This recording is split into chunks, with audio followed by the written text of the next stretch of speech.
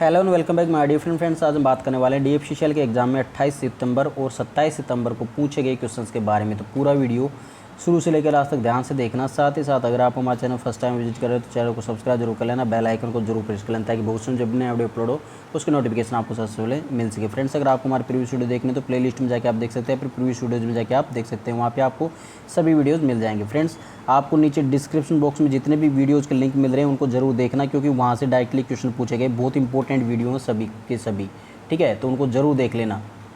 आपके आज का जो शिफ्ट हुआ था फर्स्ट शिफ्ट, उसके अंदर डायरेक्टली वहीं से क्वेश्चन पूछे गए थे। सेकंड शिफ्ट के अभी क्वेश्चन मुझे मिले नहीं, तो उनको बताऊंगा तब पता चलेगा, ठीक है।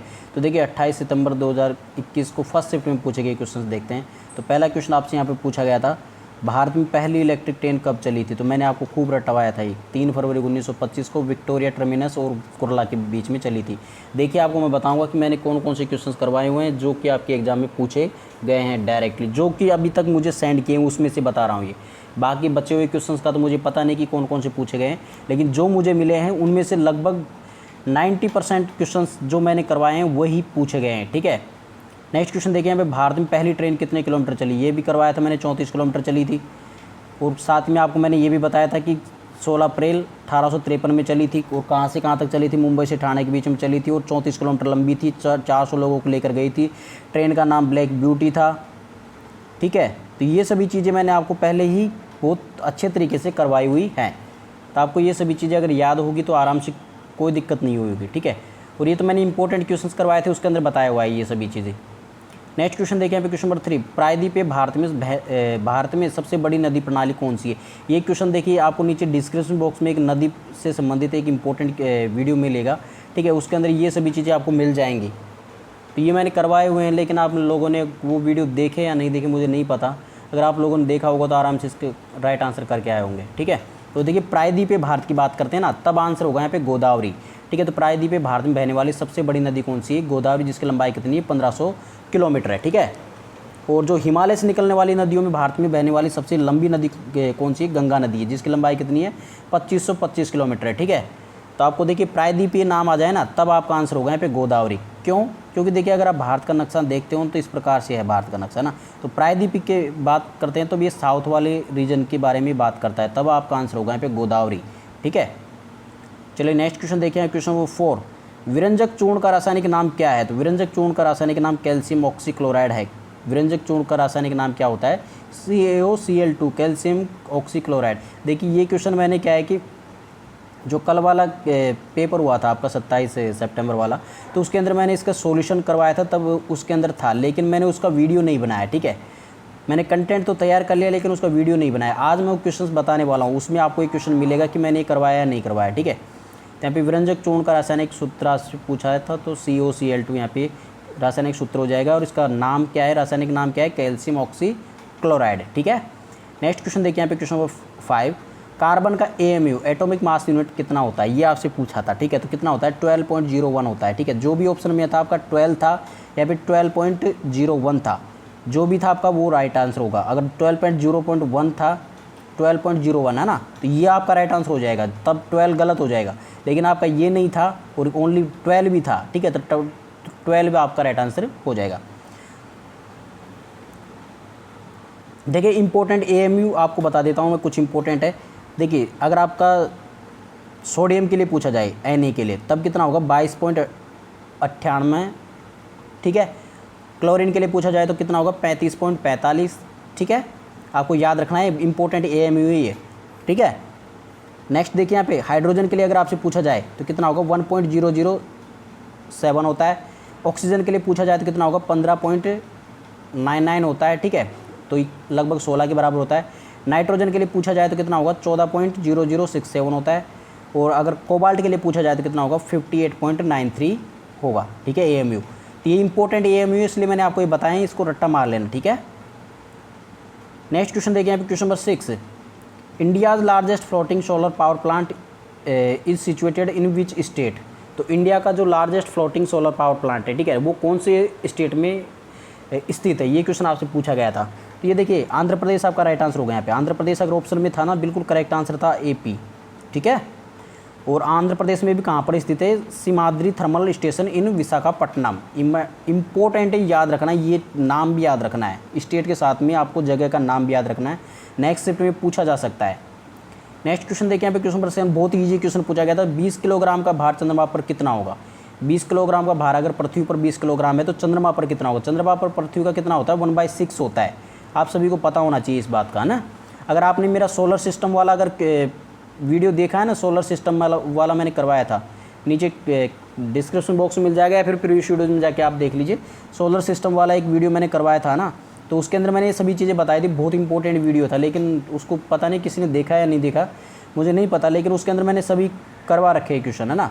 तो आंसर होगा यहाँ पे 20 किलोग्राम का भार कितना हो जाएगा? 20/6, मतलब 20 को मल्टीप्लाई करना है। देखिए क्या होता है, F = mg होता है। अगर मैं देखो आपको इसको डिटेल से बताऊँ ना, तो m कितना है यहाँ पे? 20 है ना, तो सॉरी m नहीं mg, टोटल mg हो गया ना, किलोग्राम हो रहा है ना, तो mg हो गया ये पृथ्वी पर कितना हो रहा है? ये पृथ्वी पर कितना हो रहा है यहाँ पे? F बराबर 20 kg है ना। अब यहाँ पे 20 kg F बराबर नहीं होता है, W बराबर होता है वेट बराबर, है ना। तो वेट है यहाँ पे, भार आपका W बराबर mg दे रखा है, तो W बराबर 20 kg हो गया। तो देखिए 20 kg अगर यहाँ पे पृथ्वी पे है तो चंद्रमा पर कितना होता है? इसका 1/6 होता है ना। तो इसको मल्टीप्लाई कर दीजिए, 20 को मल्टीप्लाई कर दीजिए 1/6, तो 6 से इसको डिवाइड कीजिए तो 3.33 यहाँ पे आपका राइट आंसर हो जाएगा। 3.33 किलो बिल्कुल करेक्ट आंसर होगा, ठीक है। नेक्स्ट क्वेश्चन देखिए, यहाँ पे रेड डेटा बुक के बारे में आपसे पूछा गया था। Red data book is related to, तो रेड डेटा बुक किससे रिलेटेड होती है फ्रेंड्स? यहाँ पे ये रिलेटेड होती है, देखिए red data book is the state document established for documenting rare and endangered प्राय और लुप्त species of animals, plants and fungi as well as some local subspecies that exist within the territory of the state or country।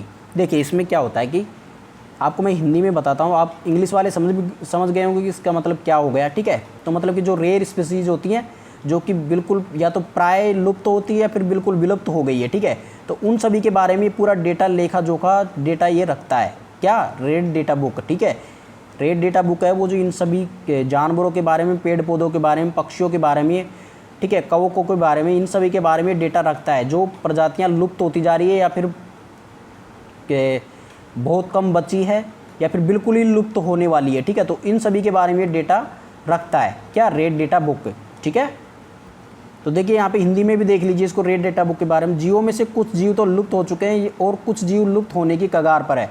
तो जो जीव लुप्त हो चुके हैं वो जीव किस कारण से लुप्त हुए, और जो जीव लुप्त होने वाले हैं उन सभी जीवों का उल्लेख एक विशेष प्रकार की लाल किताब में किया जाता है, जिसे रेड डेटा बुक कहते हैं। दुनिया की प्रथम रेड डेटा बुक 1 जनवरी 1972 को प्रकाशित हुई थी, ठीक है। ये भी आपको ध्यान में रखना है कि पहली रेड डेटा बुक है वो कब प्रकाशित हुई थी, कब पब्लिश हुई थी, तो 1 जनवरी 1972 को ये पब्लिश हुई थी। नेक्स्ट क्वेश्चन देखते हैं क्वेश्चन नंबर 9।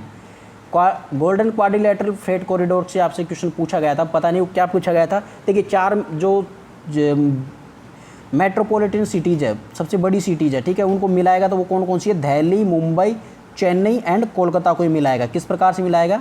इस प्रकार से मिलाएगा, ठीक है, और बीच में डायगोनल से भी मिलाएगा एक दूसरे को, ठीक है। तो इस प्रकार से गोल्डन जो क्वाड्रिलेटरल फ्रेट कॉरिडोर था उसका निर्माण इस प्रकार से कंप्लीटली, जब ये कंप्लीट हो जाएगा तब इस प्रकार से ये बनेगा, ठीक है। तो इसके अंदर जो सिटीज़ आ रहे हैं, जो बिगेस्ट सिटीज़ है यहाँ पे कॉर्नर पे, ठीक है, तो उनका नाम यहाँ पे दे रखा है। देखिए यहाँ पे कौन कौन सा है? दिल्ली, मुंबई, चेन्नई एंड कोलकाता, ठीक है। तो अभी इन सभी को आपको याद रखना है। देखिए दिल्ली तो ऊपर होगा, ठीक है, और यहाँ पे बाद में बात करते हैं मुंबई, मुंबई यहाँ पे साइड में हो जाएगा। फिर उसके बाद में बात करते हैं कोलकाता, कोलकाता यहाँ पे आ जाएगा, ठीक है। तो इस प्रकार से ये बनेगा। तो यहाँ पे वापस इसको बनाते हैं। देखिए यहाँ पे ये बन गया कुछ इस प्रकार से, है ना। तो यहाँ पे दिल्ली, मुंबई, कोलकाता और चेन्नई, तो इस प्रकार से चारों महानगरों को ये आपस में जोड़ेगा। अगर इनसे डायगोनली तरीके से भी जोड़ेगा, प्लस में इस प्रकार से भी ये जोड़ेगा, तो इसको क्या बोला जाता है? गोल्डन क्वाड्रिलेटरल फ्रेट कॉरिडोर इसको बोला जाता है, ठीक है। तो यही चीज़ यहाँ पे लिख रखी है। तो देखिए यहाँ पे आगे देख लीजिए, तो 2 diagonals north south dedicated freight corridor Delhi से चेन्नई के लिए और east west dedicated freight corridor Kolkata से मुंबई के लिए are called the golden quadrilateral, ठीक है। नेक्स्ट क्वेश्चन देखते हैं, what is the name of the deputy chief minister who launched a coffee table book Bapu the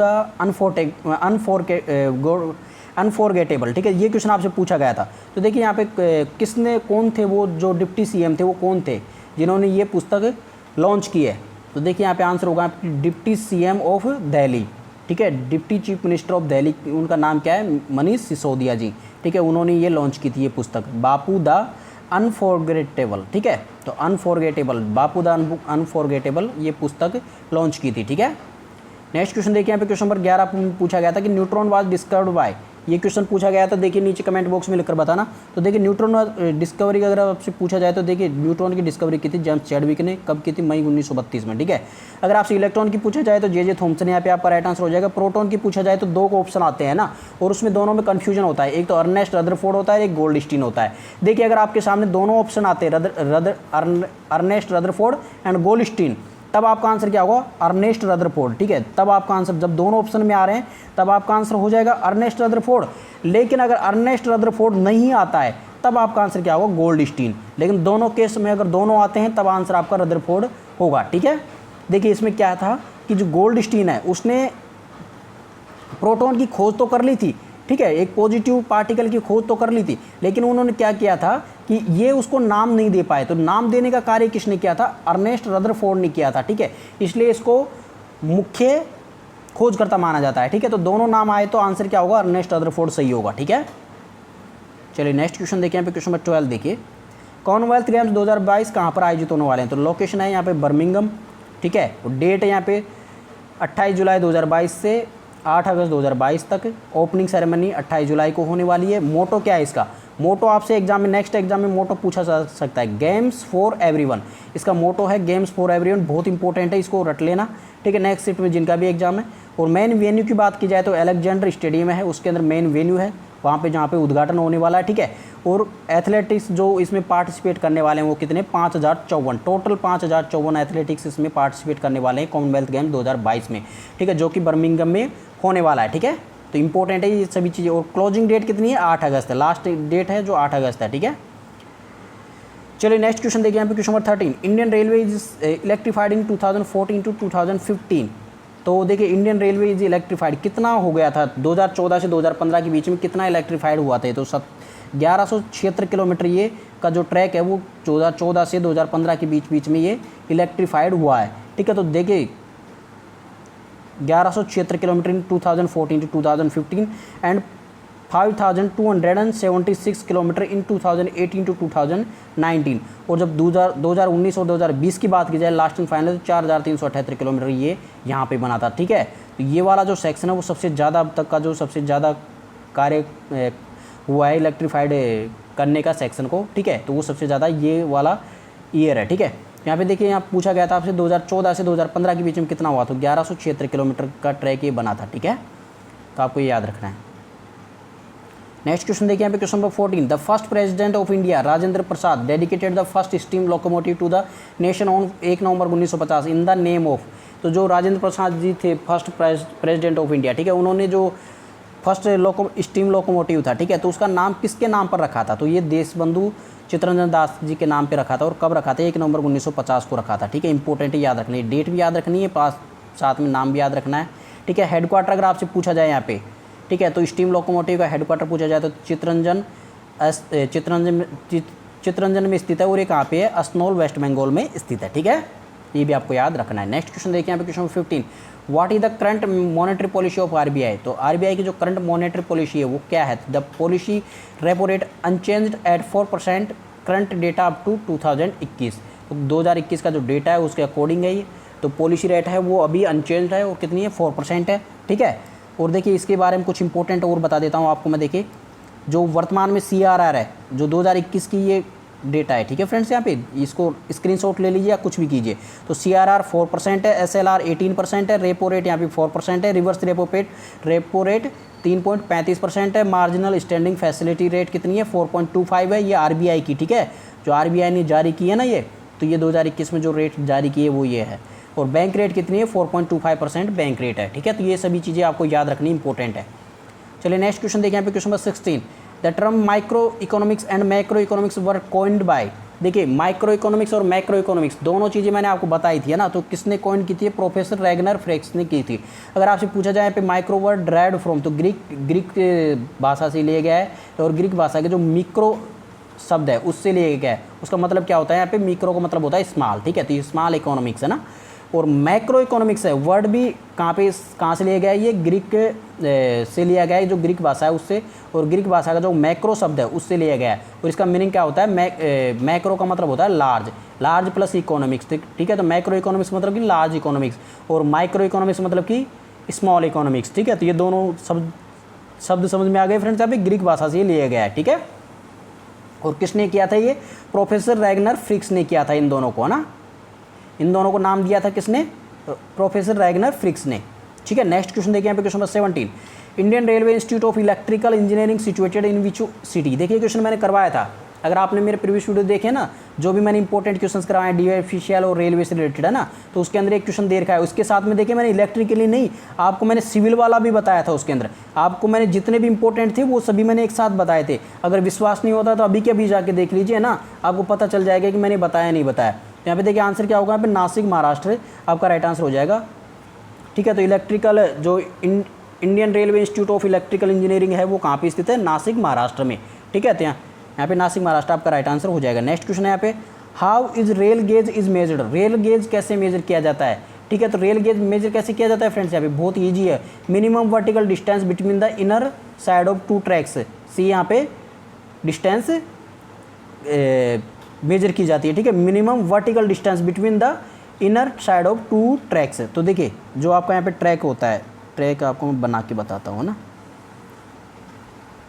इस टाइप का होता है, ठीक है। और ये एक तरफ का हो गया और ये दूसरी तरफ का हो गया, तो ये दोनों ट्रैक होते हैं। बोल रहा है कि the minimum vertical distance between the inner side of two tracks. तो मिनिमम वर्टिकल डिस्टेंस देखिए, अब वर्टिकल यहाँ से जो ये वर्टिकल डिस्टेंस है दोनों ट्रैक्स की, तो इससे देखा जाता है क्या कि गेज, रेल का जो गेज है वो कितना चौड़ा है, ठीक है। तो जो ऊपर वाला है ना यहाँ पे, तो इसको देख के यहाँ पे रेल का गेज मापा जाता है कि कितनी चौड़ाई की ये गेज है यहाँ से, वर्टिकल डिस्टेंस, ठीक है। तो आपको ये याद रखनी है, इंपॉर्टेंट है। नेक्स्ट क्वेश्चन देखिए यहाँ पे question number 19, who is the new financial commissioner of railway board. Railway board का न्यू फाइनेंशियल कमिश्नर कौन है? श्री A.K. प्रसाद है, 2018 में नियुक्त हुए थे, ठीक है। 2018 से नियुक्त हुए थे, तो श्री A.K. प्रसाद आपका यहाँ पर राइट आंसर हो जाएगा।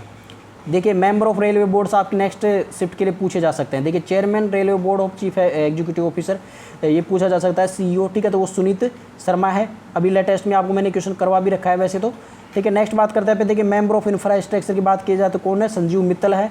Member of traction and rolling stock की अगर आपसे पूछा जाए, ठीक है, तब क्या नाम होगा यहाँ पे? राहुल जैन आपका राइट आंसर हो जाएगा। Member of traction and rolling stock Indian railway के अंदर, है ना। देखिए member of operation and business development, ये क्वेश्चन आपसे पूछा जा सकता है। Member operations and business development BD, operation and BD वाला क्वेश्चन पूछा जा सकता है। तो आंसर क्या होगा यहाँ पे? संजय कुमार मोहंती, बहुत इंपॉर्टेंट है, 5 स्टार है, इसको रट लेना, ठीक है। तो member of operation and business development अगर आपसे पूछा जाए तो संजय कुमार मोहंती हो जाएगा, ठीक है। नेक्स्ट क्वेश्चन, नेक्स्ट चीज़ें देखें यहाँ पे, ऑफिसर ऑन स्पेशल ड्यूटी या फिर डायरेक्टर जनरल, है ना। तो डायरेक्टर जनरल RPF का कौन है? कुमार राजेश चंद्र, IPS ऑफिसर है वो, ठीक है। नेक्स्ट है यहाँ पे डायरेक्टर जनरल सेफ्टी का अगर आपसे पूछा जाए तो राहुल जैन यहाँ पे हो जाएगा, ठीक है। तो इस प्रकार से इंपॉर्टेंट जितने भी मैंने इंपॉर्टेंट नाम बताए इनको आपको याद रखना है कि इंडियन रेलवे से रिलेटेड बहुत इंपॉर्टेंट है ना। चलिए नेक्स्ट क्वेश्चन देखिए यहाँ पे क्वेश्चन नंबर 20, ये क्वेश्चन देखिए मैंने करवाया था आपको साइंस का, जो मैंने 2-3-4 वीडियो बनाए थे ना, उसके अंदर एक क्वेश्चन था pH ऑफ लेमन जूस क्या है? 2 से 3 होती है ना। तो यहाँ पे आपका राइट आंसर हो जाएगा, 2 से 3 के बीच में जो भी रेंज थी वो आपका राइट आंसर हो जाएगा। नेक्स्ट देखिए इंपॉर्टेंट pH वैल्यू फिर मैं आपको बताता हूँ एक बार, है ना। ब्लड की 7.3 से 7.5 तक होती है। टीयर्स की अगर आंसुओं की बात करें तो 7.4 होती है pH वैल्यू। सालविया जो लार होती है हमारे मुंह के अंदर उसकी 6.5 to 7.5 होती है। यूरिन जो मूत्र होता है उसका 5.5 to 7.5 होता है। बियर जो शराब होती है, ठीक है, बियर जो होती है उसका pH वैल्यू कितना होता है? 4 to 5 होता है। वाइन शराब होती है ना, तो उसका कितना होता है? 2.8 to 3.8 होता है। विनेगर का कितना होता है? 2.4 to 3.4 होता है विनेगर का, ठीक है। जो सोडा होता है विनेगर, सोडा, तो उसका क्या होता है? 2.4 to 3.4 होता है। और कॉफ़ी होती है, ठीक है, तो उसका कितना होता है? 4.5 to 5.5 तक इसका ये pH वैल्यू होता है, ठीक है। नेक्स्ट यहाँ पे देखिए इंपॉर्टेंट एसिड्स और किसके अंदर ये उपस्थित है, ये भी आपसे पूछा जा सकता है, मैंने ये भी डाल दिया है ना। तो देखिए विनेगर है, विनेगर विनेगर में कौन सा एसिड पाया जाता है, तो एसिटिक एसिड पाया जाता है। रेड एंड्स में फॉर्मिक एसिड पाया जाता है। जो साइट्रस, रेड एंड्स का मतलब हो गया लाल चींटी, लाल चींटी होती है उसके अंदर क्या होता है, फॉर्मिक एसिड होता है। जो विनेगर होता है उसके अंदर क्या होता है फ्रेंड्स, यहाँ पे एसिटिक एसिड होता है ना। और जो रेड एंड्स होती है उसके अंदर फॉर्मिक एसिड। जो साइट्रस फ्रूट होते हैं, जो खट्टे फल होते हैं उसके अंदर साइट्रिक एसिड होता है, ठीक है। तो कर्ड होता है, दही जो होता है, ठीक है, तो उसके अंदर क्या होता है, लैक्टिक एसिड होता है, ठीक है। जो आंवला होता है, आंवला में एस्कॉर्बिक एसिड होता है, ये भी आपको याद रखना इंपॉर्टेंट है। देखिए यहाँ पे कुछ इंपॉर्टेंट और बता देता हूँ मैं। ग्रेप्स होता है, ग्रेप्स या फिर राइप मैंगोज होते हैं, पक्के आम होते हैं, ठीक है, तो उसके अंदर टार्टरिक एसिड होता है। स्पिनैक होता है मतलब पालक, ठीक है, उसके अंदर ऑक्जेलिक एसिड होता है। तो ये भी आपको याद रखना है, कुछ इंपॉर्टेंट थे तो इसलिए मैंने आपको ये डाल दिए हैं यहाँ पे, ठीक है। ये आपके एग्जाम में पूछे जा सकते हैं साइंस के ना। नेक्स्ट देखिए यहाँ पे question number 21, national rail museum Delhi में कहाँ पर स्थित है, तो चाणक्यपुरी दिल्ली में स्थित है। नेक्स्ट यहाँ पे longest freight train of Indian railway is, ये भी आपको क्वेश्चन मैंने करवाया है ना। वैसे तो रेलवे नेशनल रेल म्यूजियम आपको बताया था मैंने कि दिल्ली में स्थित है, और मैंने ये भी बताया था कि दिल्ली में चाणक्यपुरी में स्थित है। अगर आपने मेरा वीडियो देखा होगा ना, railway history of Indian railway and DFC शेल से ना, तो उसमें आपको डायरेक्टली क्वेश्चन मिल जाएगा, है ना। नेक्स्ट क्वेश्चन देखिए यहाँ पे longest freight train of Indian railway is, longest train ये भी मैंने आपको बताया था वासुकी है, ठीक है। तो वासुकी आपका यहाँ पर राइट आंसर हो जाएगा। The total length of the freight train is around 3.5 kilometre. तो ये आपका ये बताया हुआ क्वेश्चन है ना। नेक्स्ट क्वेश्चन देखिए यहाँ पे क्वेश्चन नंबर 23 देखिए, भारत का संविधान 50वां संविधान अधिनियम 1984 किससे संबंधित है, ऐसा कुछ क्वेश्चन आया था ना। तो देखिए संसद को खुफिया संगठनों या सशस्त्र बलों का खुफिया सूचना हेतु स्थापित दूरसंचार प्रणालियों में कार्य करने वाले व्यक्तियों के मौलिक अधिकारों को प्रतिबंधित करने की शक्ति दी गई है, ठीक है।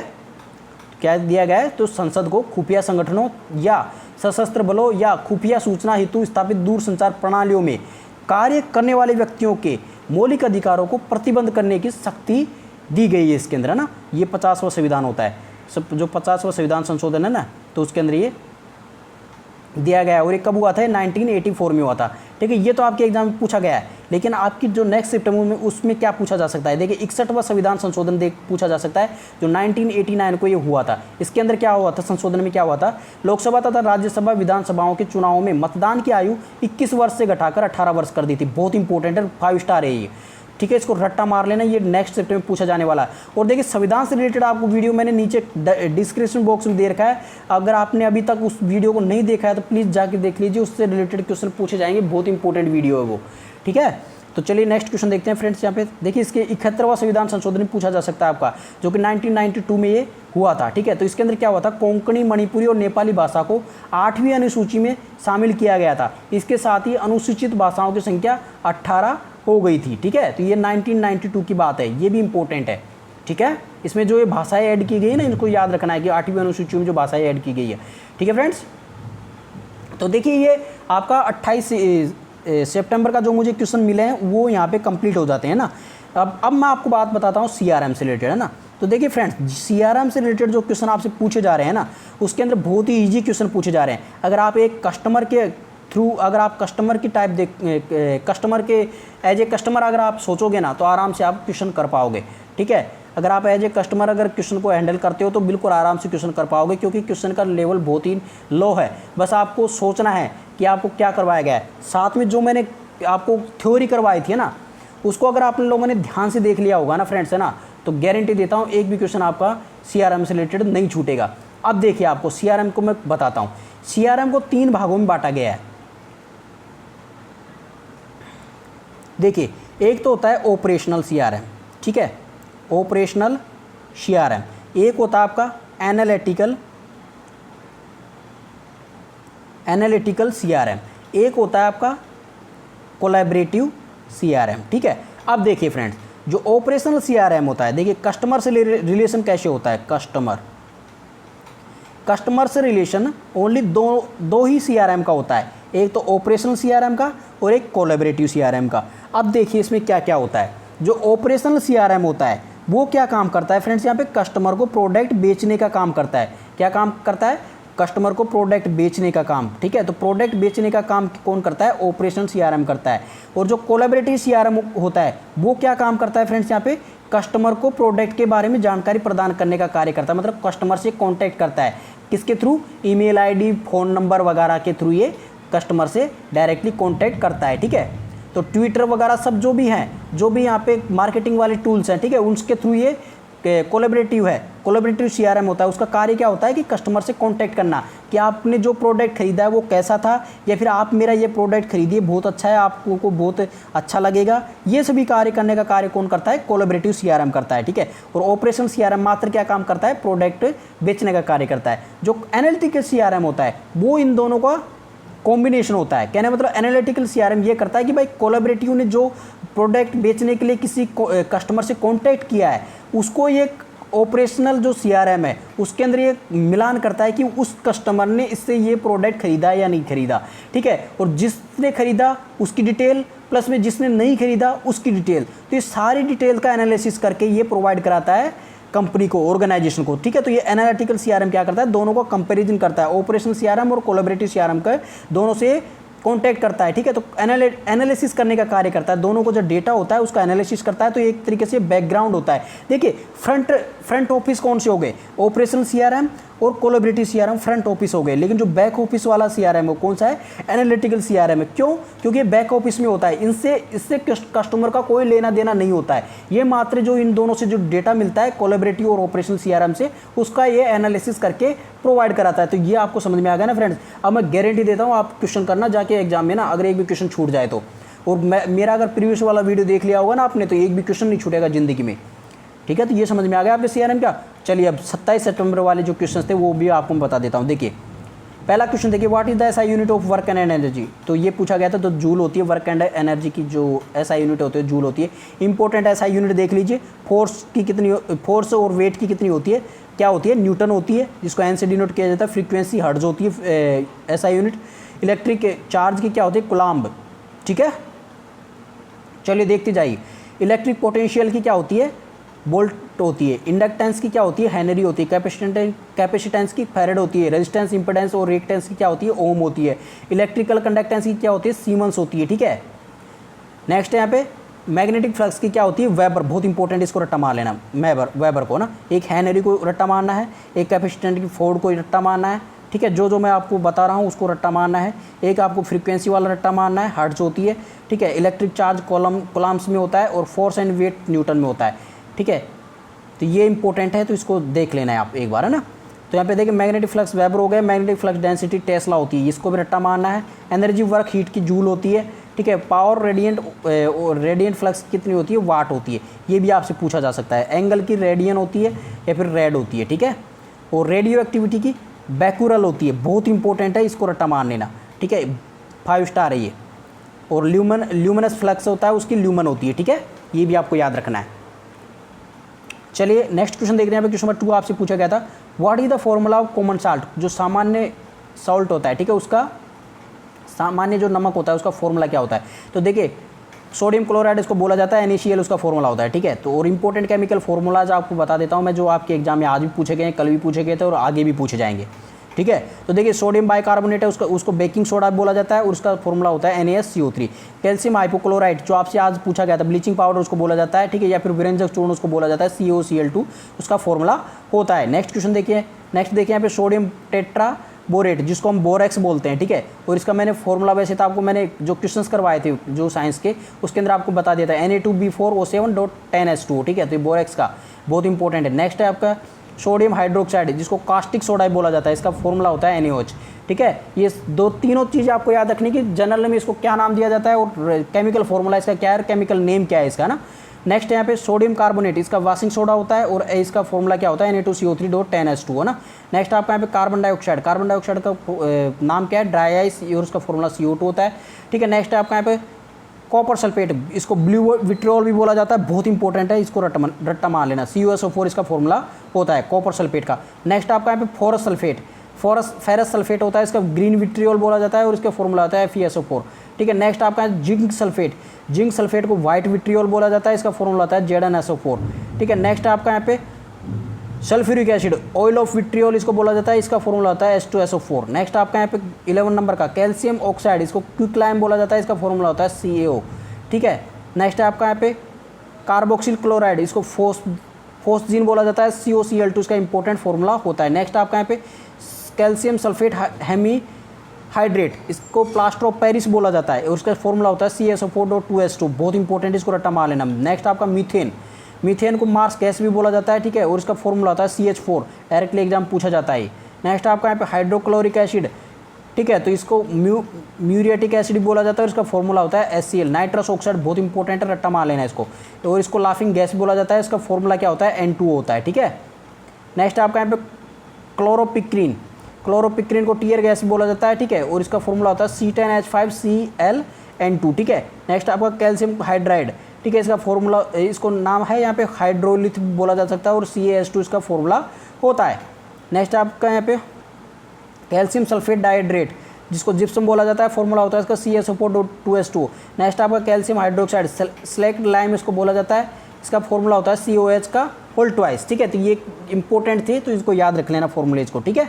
नेक्स्ट क्वेश्चन देखिए यहाँ पे, which blood vessels has smallest diameter, तो कैपिलरीज स्मॉलेस्ट डायमीटर होता है। मैंने आपको जो हार्ट से रिलेटेड एक क्वेश्चन बताया था ना, अगर आपने जो यहाँ पे मैंने वो बताए थे ना, आपको क्या बोलते हैं उसको, जो वीडियोस बनाए थे, अभी मैंने आपको पार्ट करवाए थे जो साइंस वाले, अभी लेटेस्ट में जो चैप्टर करवाए थे मैंने 3-4 जो वीडियो डाले थे, उसके अंदर ही बताया था मैंने पूरा हार्ट का, जो मैंने डायग्राम बना के बताया था ना, किस प्रकार से ब्लड फ्लो होता है, तो उसके अंदर मैंने आपको बताया था कि कैपिलरीज उसको बोला जाता है। तो स्मॉलेस्ट जो डायमीटर होता है तो उसका किसका होता है, कैपिलरीज का होता है ना। जो नेक्स्ट सिट वाले को देखना है कि largest blood vessels in body is, उसका नाम क्या है लार्जेस्ट ब्लड वेसल का, तो उसको बोलते हैं डोर्सल एओर्टा, ठीक है। तो पृष्ठीय जो महाधमनी होती है, ठीक है, उसको हम लार्जेस्ट ब्लड वेसल बोलते हैं, ठीक है, जो कि खून ले जाने वाली नशे जो महाधमनी होती है, ठीक है, ब्लड वेसल्स होती है, तो उसका नाम क्या है, एओर्टा, ठीक है, एओर्टा है, इंपॉर्टेंट है, याद रखना। नेक्स्ट क्वेश्चन देखिए यहाँ पे, FIFA world cup related question कोई था, तो देखिए 2014 का अगर फीफा वर्ल्ड की बात की जाए तो वेन्यू था ब्राज़ील, विनर कौन था, जर्मनी था, ठीक है। 2018 की हम बात कर लेते हैं, तो वेन्यू कहाँ पे था, रशिया में, विनर कौन था यहाँ पे, फ्रांस। जो भी पूछा गया था देख लेना, जो 27 वाले हैं, ठीक है। नेक्स्ट आपका यहाँ पे देखिए 2022 का आपसे पूछा जा सकता है, तो ये वेन्यू है यहाँ पे कतर में, ठीक है, कतर में होने वाला है 2022 का, ठीक है। अगर 2026 की बात की जाए, ठीक है, 26 का भी पूछा जा सकता है, तो वेन्यू है यहाँ पे कनाडा, तीन जगह होगा, कनाडा, मैक्सिको और यूनाइटेड स्टेट्स में ना, तो तीनों को आपको याद रखना है, ठीक है। चलिए नेक्स्ट क्वेश्चन देखिए, यहाँ पे क्वेश्चन 5 आपसे पूछा गया था यहाँ पे, when did Simon commission came to India, Simon commission कब आया था, तो फरवरी 1928 को ही आया था। देखिए आपसे अब नेक्स्ट शिफ्ट में पूरा पूछा जा सकता है, the Rowlatt act passed in, तो रोलेट एक्ट कब पास हुआ था, तो 18 मार्च 1919 को हुआ था। The Indian national Congress formed in Bombay on 28 दिसंबर 1885 को हुई थी, ठीक है, तो आपको ये भी याद रखना है। चलिए नेक्स्ट बात करते हैं क्वेश्चन नंबर 6 की, the coconut tree grows in which climate, coconut tree को किस क्लाइमेट में ग्रो करता है, तो ये रेन फॉरेस्ट होते हैं, जो वर्षावन होते हैं उसके अंदर, and other tropical of climates में, जो अदर ट्रॉपिकल क्लाइमेट्स होती है, ठीक है, उसके अंदर ये ग्रो करते हैं। ट्रॉपिकल क्लाइमेट्स का मतलब क्या होता है, हॉट एंड वेट जो क्लाइमेट होती है, गर्म और नमी युक्त, हॉट एंड वेट जो क्लाइमेट होती है ना फ्रेंड्स, उसको हम बोलते हैं ट्रॉपिकल क्लाइमेट, है ना, ठीक है। तो देखिए हॉट एंड वेट वाली जो क्लाइमेट होती है उसके अंदर कोकोनट वाले ट्री बहुत ज़्यादा उगते हैं, ठीक है। तो यहाँ पे देखिए coconut palms are normally cultivated in hot and wet tropical climates, ठीक है। तो देखिए इसका साइंटिफिक नाम अगर आपसे पूछा जाए तो क्या होगा, कोकोस न्यूसिफेरा इसका साइंटिफिक नेम हो जाएगा। अगर फैमिली मेम्बर अगर आपसे इसका पूछा जाए तो क्या होगा, एरेकेशी इसका फैमिली मेम्बर हो जाएगा, ठीक है। तो फैमिली मेम्बर ऑफ एरेकेशी, एरेकेशी का एक फैमिली मेम्बर होता है, ठीक है, जिसको हम एरेकेशी को हम पाल्म फैमिली भी बोलते हैं, ठीक है, नॉर्मली में। नेक्स्ट यहाँ पे क्वेश्चन नंबर 7 देखिए, what is the Audible frequency for human ear, जो मानव के जो कान होते हैं उसके लिए ऑडिबल फ्रीक्वेंसी, जो फ्रीक्वेंसी सुनाई दे सकती है इंसान को, तो वो उसकी फ्रीक्वेंसी कितनी होती है, तो देखिए 20 हर्ट्ज टू 20,000 हर्ट्ज तक ये फ्रीक्वेंसी होती है, ठीक है। इसके बीच वाली जो फ्रीक्वेंसी होती है उसको मानव कान आराम से सुन सकते हैं। लेकिन इसके इंपॉर्टेंट फैक्ट्स बता देता हूँ आपको, देखिए साउंड से रिलेटेड कुछ इंपॉर्टेंट चीज़ें देखिए, frequency less than 20 hertz are called infrasonic, ठीक है, और frequencies greater than 20,000 hertz are called ultrasonic waves, ठीक है। तो human ear can not detect ultrasonic waves but dog, cat, bat etcetera can detect these waves, ठीक है। तो ये सभी है ना जो अल्ट्रासोनिक वेव्स होती है, ठीक है। तो अल्ट्रासोनिक वेव्स का मतलब हो गया जो 20,000 हर्ट्ज से ज़्यादा की जो फ्रीक्वेंसी की जो वेव होती है उसको आदमी तो नहीं सुन सकता, इंसान तो नहीं सुन सकता, लेकिन जो कुत्ते, बिल्लियाँ और बैट होते हैं, ठीक है, तो ये सभी क्या है इनको सुन सकते हैं आराम से, है ना। तो आपको ये याद रखना है। बैट का मतलब समझ गए फ्रेंड्स, चमगादड़, ठीक है। देखिए bat not only detect but also produce ultrasonic wave. Bat ultrasonic wave सुनता ही नहीं बल्कि प्रोड्यूस भी करता है, ठीक है। ये भी आपको याद रखना है। देखिए इंपॉर्टेंट क्वेश्चंस आपको बता देता हूँ साउंड से रिलेटेड जो पूछे जा सकते हैं नेक्स्ट शिफ्ट में। What is the unit of loudness. Loudness की यूनिट क्या है, तो बेल, फोन, डेसिबल, ये क्या होती है, लाउडनेस की यूनिट होती है, ठीक है। लाउडनेस की जो यूनिट है वो क्या होती है, डेसिबल में। जो भी ध्वनि की जो इकाई होती है, ठीक है, वो डेसिबल में मापी जाती है, फोन में मापी जाती है, बेल में मापी जाती है। तीनों ही डेसिबल की यूनिट है, तो आपको याद रखना है, तीनों ही इंपॉर्टेंट है, ठीक है। नेक्स्ट है आपका यहाँ पे देखिए what is the speed of sound in air, ये भी पूछा जा सकता है। तो साउंड एयर में कितनी होती है, ठीक है। तो देखिए speed of sound in air 0 degree centigrade जो टेम्परेचर होता है उसके अंदर 332 मीटर पर सेकंड की स्पीड होती है। और इन एयर 20 डिग्री सेंटीग्रेड, अगर 20 डिग्री सेंटीग्रेड का अगर टेम्परेचर हो हवा का, ठीक है, तो उसमें 343 मीटर पर सेकंड की स्पीड से ये चलती है, ठीक है। तो speed of sound in air, ठीक है। अगर वातावरण का अगर 20 डिग्री सेंटीग्रेड का अगर वातावरण है तो उसके अंदर 343 मीटर पर सेकंड की स्पीड से साउंड की जो स्पीड होती है वो होती है। और speed of sound in air 0 degree centigrade पे कितनी होती है, 332 मीटर पर सेकंड होती है, ठीक है। दोनों चीज़ें आपको याद रखनी है। नेक्स्ट देखिए यहाँ पे music instrument related questions. Music instruments related questions है। List of famous Indian musicians with their instruments. देखिए संतूर है तो पीटी शिव कुमार शर्मा और भजन सोपोरी, ये संतूर से रिलेटेड है, ठीक है। इंपॉर्टेंट याद रखना। देखिए पीटी शिव कुमार, पंडित शिव कुमार, पीटी का मतलब पंडित शिव कुमार शर्मा और भजन सपोरी, ठीक है, सोपोरी, ये संतूर से के लिए मतलब प्रसिद्ध है ये, है ना। सरोद वादक कौन कौन है, अलाउद्दीन खान, अली अकबर खान, अमजद अली खान और बुद्धादेव दासगुप्ता, ठीक है। सितार के लिए पंडित रविशंकर, शाहिद परवेज खान। और अगर सुरबहार के लिए बात की जाए तो देखिए यहाँ पे फ्रेंड्स सुरबहार के लिए अन्नपूर्णा देवी और साजिद हुसैन, ठीक है। नेक्स्ट है बीन के लिए, बीन जो भी बीन बजाते हैं, ठीक है, तो उसके लिए असद अली खान, जियामुद्दीन खान, ये दोनों फेमस हैं। अगर हम बात करें सारंगी की तो शकूर खान और पंडित राम नारायण, ये दोनों फेमस है। सेनाई के लिए बात करें तो बिस्मिल्ला खान, कृष्णा राम चौधरी, अली अहमद हुसैन, ये तीनों फेमस है। सेनाई वादक बिस्मिल्ला खान बहुत इंपॉर्टेंट है, ठीक है। फ्लूट के लिए बात करें तो हरिप्रसाद चौरसिया बहुत इंपॉर्टेंट है, इसको रट्टा मार लेना, ठीक है। और पन्नालाल घोष, ये सभी हैं। नेक्स्ट है यहाँ पे तबला के लिए जाकिर हुसैन बहुत इंपॉर्टेंट है। अल्लाह रखा भी बहुत इंपॉर्टेंट है। सबीर खान भी बहुत इंपॉर्टेंट है, तबला वादक है, ठीक है। देखिए मृदंगम वादक कौन कौन है, केवी प्रसाद और एसवी राजा राव, बहुत इंपॉर्टेंट है, इसको भी रट्टा मार लेना, ठीक है। तो फ्रेंड्स यहाँ पे ये क्वेश्चन समाप्त होते हैं। आई होप फ्रेंड्स आज की वीडियो आप सभी को पसंद आएगा। वीडियो पसंद आए तो उसको लाइक, कमेंट और शेयर जरूर करना। चैनल पर फर्स्ट टाइम विजिट कर रहे हैं तो चैनल को सब्सक्राइब करना मत भूलना। साथ में बेल आइकन को जरूर प्रेस कर लें ताकि भविष्य में जब नए वीडियो अपलोड हो उसकी नोटिफिकेशन आपको सबसे पहले मिल सके। तो चलिए फ्रेंड्स मिलते हैं अगले वीडियो के साथ, तब तक take care and God bless you all, bye.